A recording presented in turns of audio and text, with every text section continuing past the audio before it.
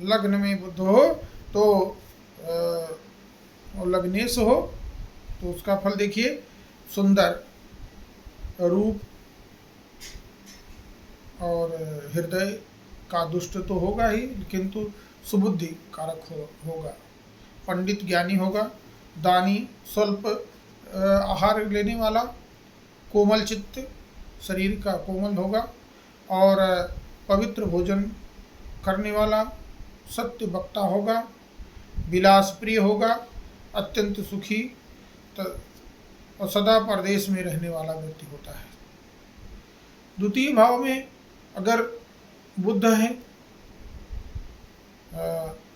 तो वह पिता का भक्त होगा, स्थिर पाप से डरने वाला होगा, अत्यंत गौर वर्ण का होगा धन भाव में रहने से, सत्यवादी, विहार प्रिय, अति सुखी और परदेशवासी होता है।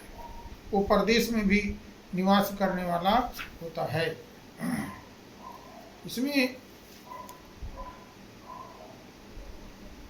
यही बात मानसागरी भी कहती है, राहुल संहिता भी कह रही है। मानसागरी कह रही है कि भवति च पितृभक्तः सुस्थिरः पापभीरु मृदु तनु मनोरमा दीर्घकेशोति गौरः धनगत शशि सोनु सत्यवादी विहारी बहुतर वसुभागी सर्व काल प्रवासी। दीर्घ केश वाला व्यक्ति, पितृभक्त, आज्ञाकारी, स्थिर चित्त, पाप कर्म करने वाला, पापी और पाप से डरने वाला भी होगा और गोरे बदन का होगा, सदैव भ्रमण का आनंद लेने वाला व्यक्ति होता है। तृतीय भाव का स्वामी साहसी, निज जनैः परियुक्त, चित्त शुद्धि रहितो, हत सौख्य मानवः, कुशल ईप्सित कार्यकर्ता, शीत भानु तनये अनुज संस्थे। अनुज भाव उन्हें भातृभाव में, तृतीय भाव में बुध अगर है तो वह साहसी, परिवार के साथ रहने वाला, कुशलतापूर्वक बुरे कार्यों से दूर रहने वाला, और बुरे कार्य करे भी तो कोई जान नहीं सकता, शत्रुओं से निपटने वाला, कोई भी शत्रु से पराजित नहीं करता, चतुर व्यक्ति कहलाता है। वो हर तरह तरीके से वो शत्रुओं को पराजित कर लेता है, सक्षम होता है। बुरे ख्यालों को दूसरों के प्रति हृदय में रखता है, दूसरे से ईर्ष्या करता है, जलन करता है, अभीष्ट प्राप्ति करता है, लेकिन जीवन उसका बड़ा दुखित जीवन होता है। बहुतर धन पूर्णो भातृहर्ता च पापे, बहुतर बहुपत्नी पूर्ण गेहे सुतुंगे, तरल मतिर लज्जः क्षीण जंघ कृशांगः, शिशु वयसी चरोगी बंधु संस्थे कुमारे। कुमार बुद्ध अगर चतुर्थ भाव में माता के घर में, भवन के चौथे भवन में अगर विराजमान है तो अत्यंत धनी और बंधु के बगैर अर्थात और कोई भाई उसके नहीं होता। यदि अपने घर में या उच्च स्थान का, उच्च राशि का बुद्ध विराजमान है तो अनेक स्त्रियों का प्रेमी, चंचल, लज्जा न करने वाला, निर्लज्ज व्यक्ति होता है, कृश जंघा वाला, दुबला पतला, तथा बचपन में बहुत रोगी होता है। ऐसा चतुर्थ भाव का बुद्ध को देता है। पंचम भाव में तनय मंदिर के शशिनंदने सुत कलत्र युक्त सुख भाजनम बीकच पंचक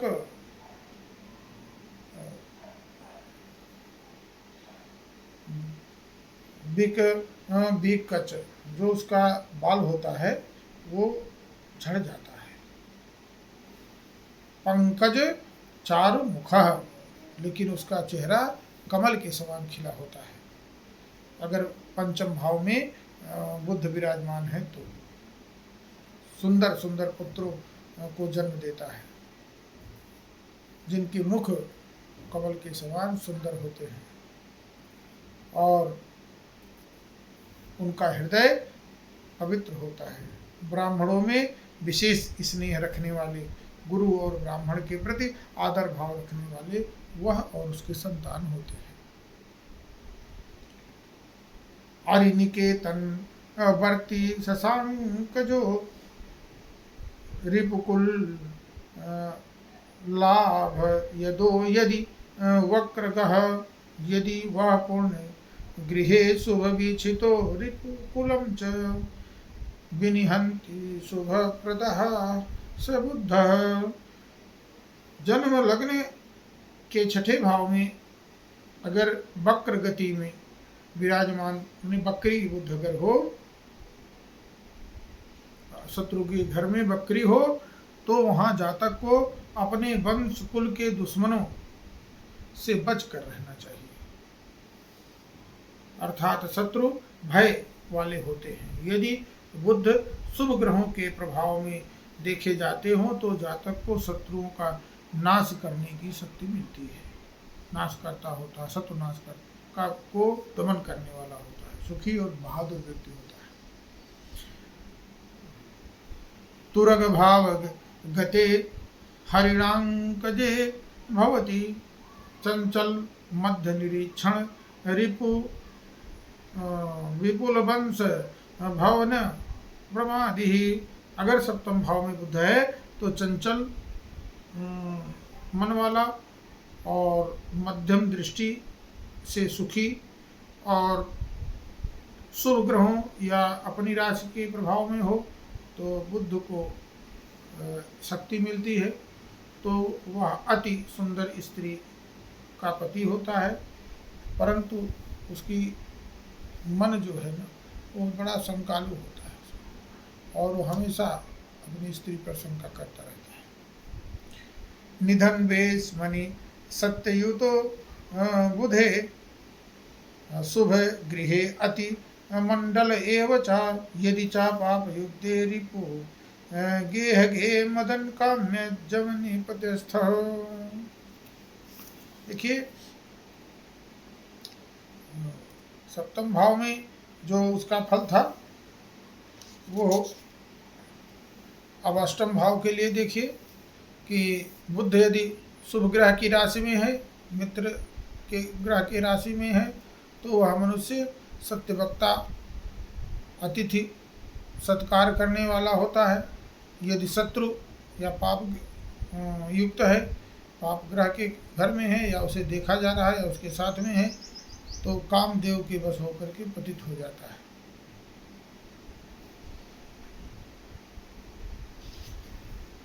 और अगर अब नवे घर में देखिए कि सुर गुरु नव में मनुजतमो नव सुर गुरु नव में मनुज उत्तमो भवति भूपति तुल्य धनी शुचि कृपण बुद्धिरतः कृपण सुखी बहुधन प्रमाद बल्लभ।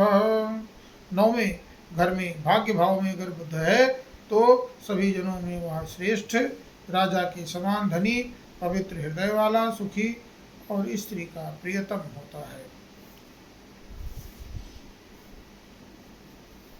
अगर पाप ग्रह से युक्त हो तो कुमार्गी होता है और वेद शास्त्रों का निंदक व्यक्ति होता है।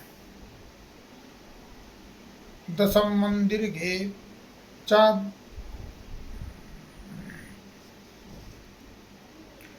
बृहस्पतौ तुरग रत्न विभूषित मंदिर।